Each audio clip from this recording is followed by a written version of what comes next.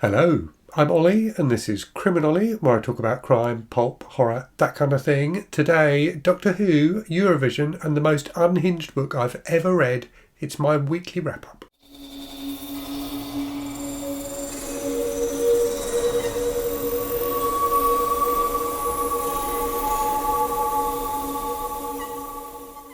So you may have noticed in the intro there, I mentioned a couple of TV shows, which is not something I normally do.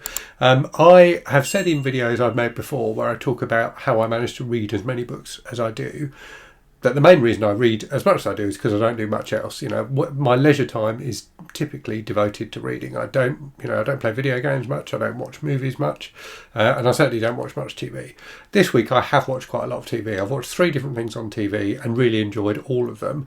And as a result, I've read less books than I normally do. So I've got 3 books to talk to you about today that I've finished. But let me just talk very quickly about those TV things, because they have been an important part of my kind of cultural experience this week, if you like. So last weekend on Saturday, watched both the first 2 episodes of the new season of Doctor Who, which I thought were great. Really enjoyed both of them. I really like the new Doctor. I thought the first episode, the Space Babies episode, was very, very silly, but in an enjoyable way. And the second one, The Devil's Chord, I thought was great. I really enjoyed that a lot. So yes, enjoyed those. Then we watched the Eurovision final, which again, I had a great time with. I really like Eurovision. I just think it's really, really entertaining. Obviously, this year, controversy because of the fact that Israel were taking part, and we did debate as a family whether or not to watch it, and we decided that we would, but it was with a bit of a heavy heart, I guess. It was it did feel a bit strange, but I thought Nemo was a worthy winner. I really liked their song. I thought their performance was great, and I thought that moment when you found that Nemo had won and you saw the green room and Bambi Thug was just kind of rapturously congratulating them, I thought was just a beautiful moment of like seeing something real on TV. And I know like Eurovision is the opposite of real, but the emotion of that moment just felt really real. So I thought that was lovely. And then also have started watching last night the new season of Bridgerton on Netflix. I really like Bridgerton, and I'm really enjoying it so far. So I watched the first 2 episodes of that last night.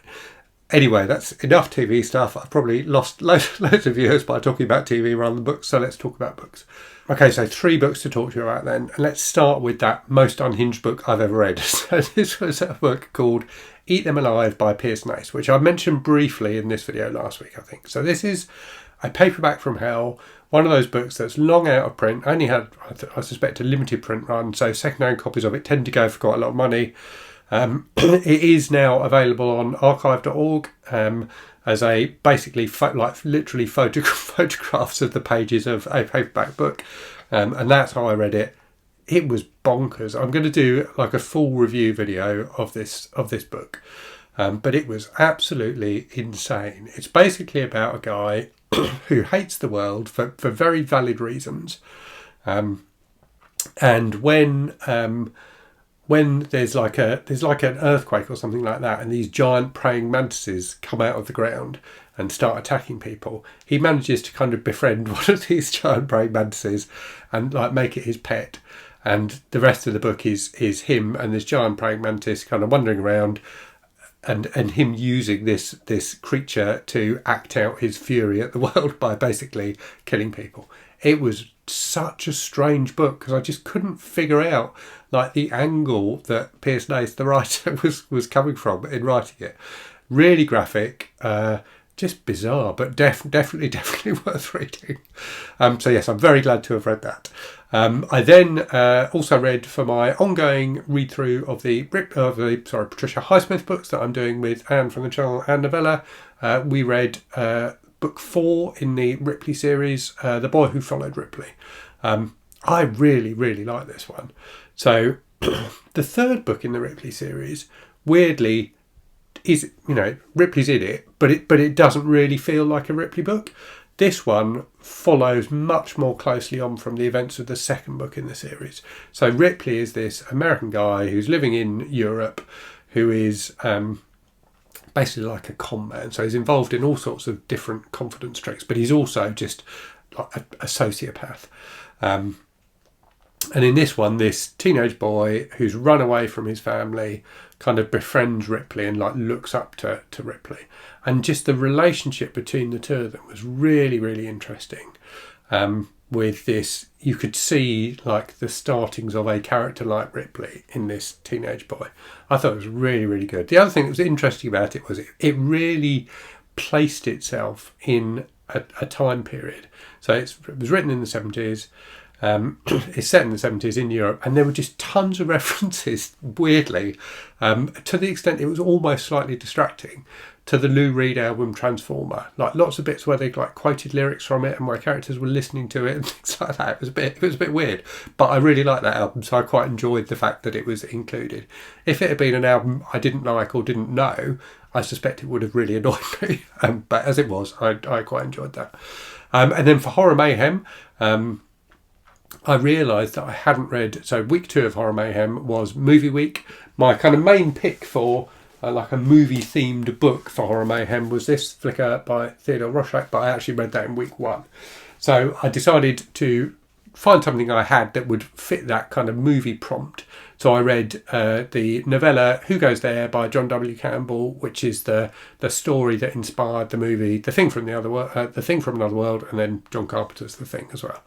It was really, really good. And it sticks quite closely to, if you've seen the movie The Thing, it's very, very similar. Same characters, same setting, and the plot, largely the same. And quite kind of graphic and dark for a book of its time, kind of from the, I think it was late 40s, early 50s it was written. Really, really, really tense. I enjoyed it a lot. I read it on my train journey to and from London yesterday and had a great time with it. I thought it was excellent. So yeah, really, really enjoyed that. So those are the 3 things I finished this week. I've also continued to listen to the audiobook of Road of Bones by Christopher Golden, which is my Patreon and channel members book club pick this month. So I haven't listened to that much of it this week, just because I haven't really had an opportunity to. But I am really enjoying it. It's tense. It's got a nice, really nice setting. So it's set in Siberia, so that's quite interesting. And there's kind of increasingly weird stuff going on. So that's enjoyable. And then I'm also reading this. That Which Stands Outside by Mark Morris, which also has an interesting setting. So this is set in a small island off of Iceland. It's great so far. So I'm about a third of the way through. And it's about this English guy who meets this woman who's like from this island, who's Danish originally, I think. And they travel back there for various reasons, which I won't go into, but they travel back there. And the other people on the island distrust this woman. And there's a wonderful tension in it between the guy, the main guy who's, basically in love with this woman, and, thinks she's great. But everyone on the island is like giving him bad vibes about her. And there's things like weird things are starting to happen. So there's a really enjoyable tension in here. It's also got a super, super creepy prologue, which I really enjoyed. So yeah, enjoying it a lot so far. I'll probably try and get this finished this weekend. And then after that, I've got a few more things I could read for Horror Mayhem. What have I got on my stack here of things? So I've got, I'm probably going to try and read this. I'll probably read this next after finishing the Mark Morris book. So this is The Horror Collector, Volume 1, The Faceless Kid. I'm in the mood for something light and fluffy, so that looks quite fun. And then I've probably read All Too Soon by Brian Bowyer as well. And I've also got We're Here to Hurt Each Other by Paula Diaz, which is a short story collection.